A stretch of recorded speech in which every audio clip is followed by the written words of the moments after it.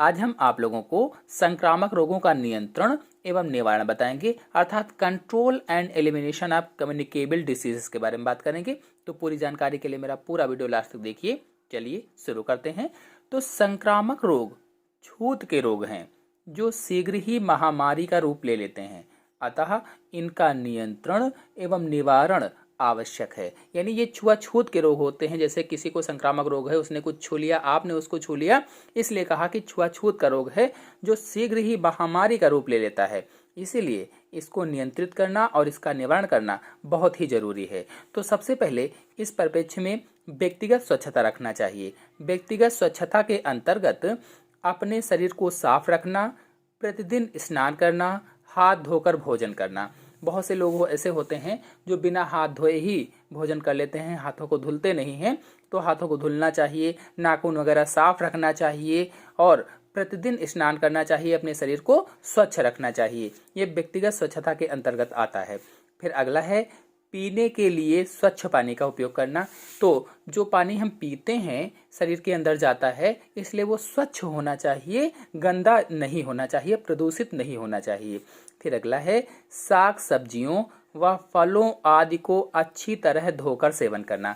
जो लोग सब्जी वगैरह बाजार से लाते हैं, बहुत से लोग ऐसे होते हैं कि लाए और उसको कुछ लोग जैसे टमाटर वगैरह ऐसे ही खाना शुरू कर देते हैं, धुलते नहीं हैं, या सब्जी भी बनाते हैं तो उसको बिना धुले ही सब्जी वगैरह बना लेते हैं।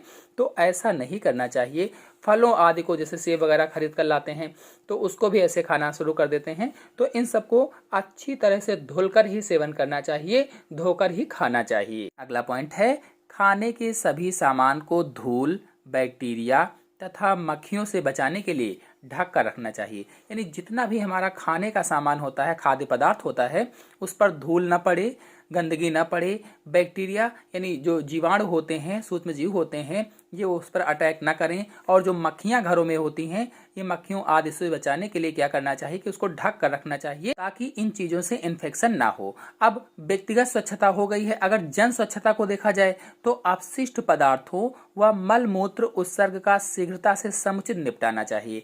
जो अपशिष्ट पदार्थ होते हैं, जो खराब पदार्थ होते हैं और मलमूत्र होते हैं, इनको तुरंत खत्म कर देना चाहिए, साफ सफाई कर देना चाहिए। फिर अगला है नालियों को ढक कर रखना चाहिए। जो घरों से निकलने वाली नालियां होती हैं उनको ढक कर रखना चाहिए, चाहे वो घर में हो चाहे वो बाहर हो, सब ढकी हुई होनी चाहिए। फिर अगला है जलाशयों, कुंडों तथा मल कुंडों को समय समय पर सफाई करते रहना चाहिए। जो जलाशय हैं जिसमें जल भरा रहता है, जो तालाब वगैरह होते हैं, जो कुंड हैं, पूल्स होते हैं, मल कुंड जिसमें गंदगी वगैरह होती है, इन सब को अच्छी तरह से सफाई करते रहना चाहिए, साफ करते रहना चाहिए।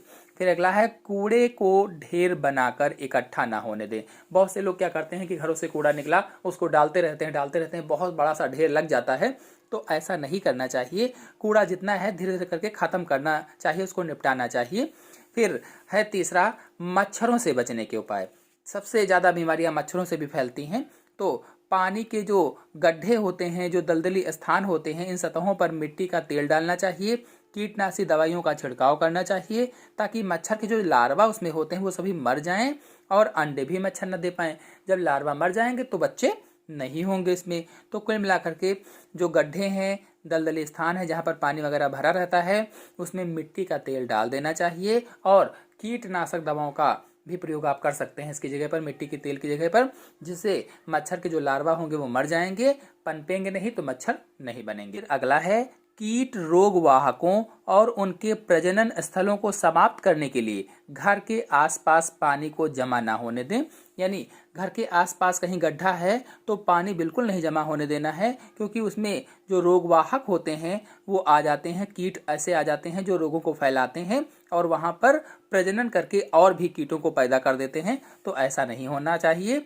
फिर अगला है घरों के कूलर की नियमित सफाई करनी चाहिए, क्योंकि जो घर में कूलर होते हैं पानी वगैरह भरा रहता है तो उसकी सफाई करते रहना चाहिए। घरों में जो कूलर होते हैं उसको डेली सफाई करते रहना चाहिए ताकि उसमें मच्छर वगैरह ना पनपे। फिर अगला है तालाबों में मच्छर के लार्वा को खाने वाली मछलियों को पालना चाहिए। जो तालाब होते हैं बड़े बड़े से, उसमें ऐसी मछलियों को पालना चाहिए जो मच्छरों को खाती हैं। तो आपको बता दें ऐसी मछली का नाम गैम्बूसिया। गैम्बूसिया जो मछली होती है ये मच्छरों के लार्वा को खा जाती है। फिर अगला है खिड़कियों व दरवाजों पर जालीदार किवाड़ लगाना चाहिए ताकि मच्छर घर में न घुसें। जो हमारे घरों में खिड़कियां होती हैं, जो दरवाजे होते हैं, उसमें जालीदार किवाड़ लगाना चाहिए ताकि उनसे मच्छर अंदर की ओर न घुस पाएं। और जब मच्छर नहीं घुसेंगे तो काटेंगे नहीं, हम लोग बीमार नहीं होंगे। फिर अगला है घरों में समय समय पर कीटनाशी दवाइयों का छिड़काव करना चाहिए तथा मच्छर भगाने वाले रसायनों का भी प्रयोग करना चाहिए ताकि उसमें जो कीड़े वगैरह हो मर जाएं, और दवाइयों का छिड़काव करके मच्छर को भी भगाना चाहिए। जो मच्छर भगाने वाली दवाइयाँ आती हैं वो भी आप प्रयोग कर सकते हैं। फिर अगला है सोते समय मच्छरदानी का प्रयोग करना चाहिए। अगर आप कुछ नहीं कर पा रहे हैं तो सोते समय मच्छरदानी का प्रयोग कर सकते हैं, जिससे मच्छर अंदर नहीं जाएंगे मच्छरदानी के, और आप रोगों से बचे रहेंगे। तो इस तरह से संक्रामक रोगों का हम नियंत्रण कर सकते हैं, उनका निवारण कर सकते हैं।